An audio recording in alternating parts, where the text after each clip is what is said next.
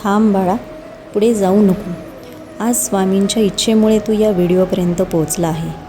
Video पूर्ण बघ आणि कमेंटमध्ये लिही श्री स्वामी समर्थ माझी माऊली, ज्यामुळे तुझ्या नशिबाचे दारे उघडतील आणि प्रगतीच्या दिशेने तुझी वाटचाल होईल. बाळा, स्वामींचा पहिला सिद्धांत आहे की भिवू नकोस, मी तुझ्या पाठीशी आहे. हा स्वामी समर्थांचा सर्वात प्रसिद्ध सिद्धांत आहे. जीवनात संकटे येतील, दुःख येतील, अपयश येतील, अशा वेळी तू घाबरतो, पण स्वामी सांगतात की श्रद्धेने माझे नामस्मरण कर, मी तुझ्या पाठीशी उभा आहे. याचा अर्थ असा नाही की अडचणी कधीच येणार नाहीत, पण त्या अडचणींना सामोरे जाण्याची शक्ती स्वामी देतात. तू विश्वासाने पुढे चालत राहा, तुला योग्य वेळी मार्ग नक्की सापडेल. यातून एकच बोध मिळतो की संकटांपेक्षा श्रद्धा मोठी असते. स्वामींचा दुसरा सिद्धांत असा की श्रद्धा आणि सबुरी.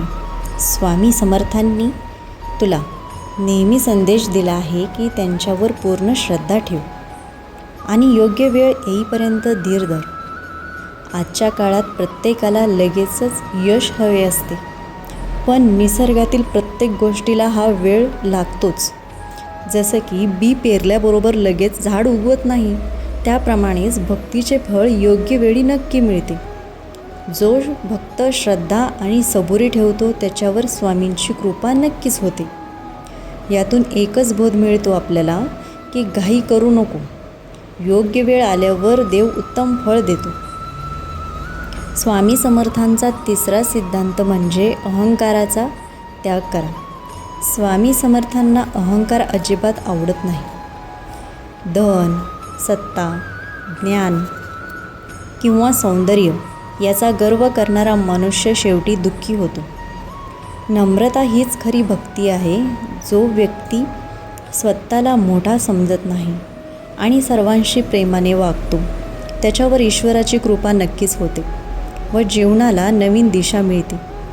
यातून हा आपल्याला बोध मिळतो की अहंकार हा माणसाला देवापासून दूर नेतो, तर नम्रता देवाजवळ घेऊन जाते.